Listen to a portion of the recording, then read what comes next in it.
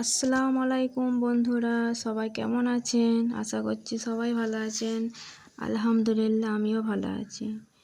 আজ আবার নতুন একটি রেসিপি নিয়ে চলে এসেছি সাবিনাস সিম্পল কিচেনে। আজ বানাবো খুব সহজে এগ চাপ।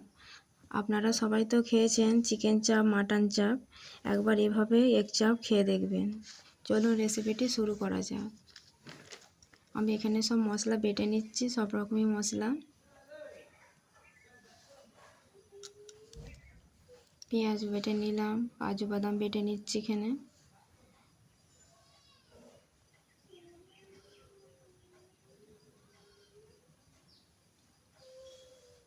আপনারা দেখুন, আমি সব একটা একটা করে ভেজে এখানে এখানে হচ্ছে চার মগজ বেটে নিলাম, পোস্ত বেটে নিচ্ছে,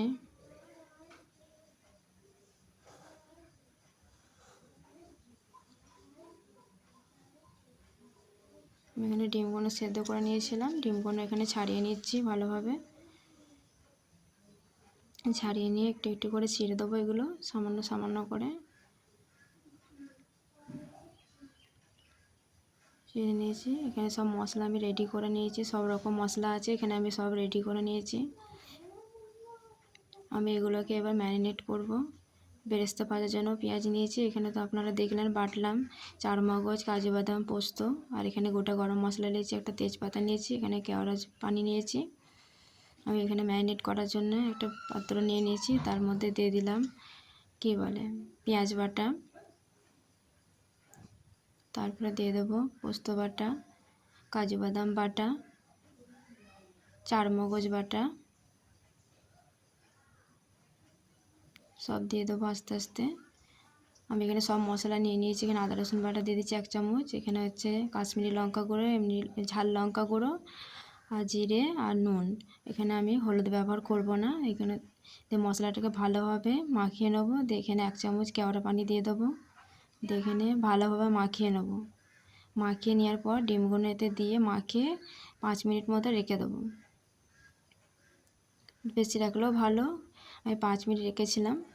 আপনারা চাইলেন 10-15 মিনিটও রাখতে পারেন। এখানে কড়া গরম হয়ে গেছে, আমি তেল দিয়ে দিচ্ছি। প্রথমে বেরেস্তাগুলো ভেজে নেব, ব্রাউন কালার হওয়া পর্যন্ত অপেক্ষা করব।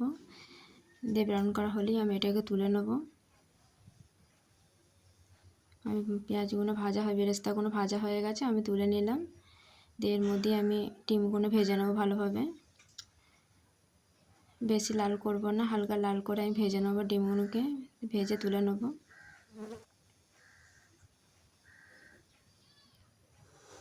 ওই একই তেলের মধ্যে আমি গোটা গরম মশলা দিয়ে দেবো। এবার ডিমগুলো ভাজা হয়ে গেছে, আমি তুলে নিচ্ছি। দিয়ে আমি এখানে গোটা গরম মশলা দিয়ে দেবো, আর একটা তেজপাতা আছে যেটা আমি 3 টুকরো করে দিয়েছি। তো এখানে ম্যারিনেট করা ওই মশলাটা আমি এখানে মিনিমাম 15 মিনিট, কম করে 15 মিনিট এখানে কষিয়েছিলাম।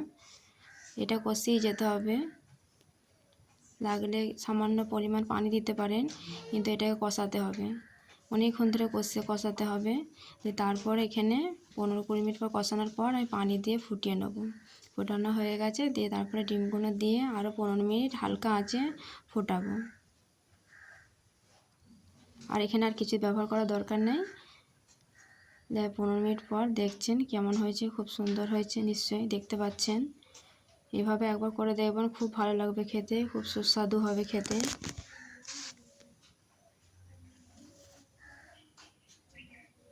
ভিডিওটি ভালো লাগলে লাইক, কমেন্ট, শেয়ার আর অবশ্যই সাবস্ক্রাইব করবেন নিত্য নতুন ভিডিও পাওয়ার জন্য।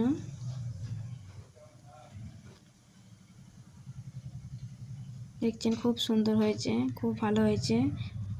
মুচকি এসে বলছি বন্ধুরা, ভালো থাকবেন সব বন্ধুরা। আসসালামু আলাইকুম বন্ধুরা।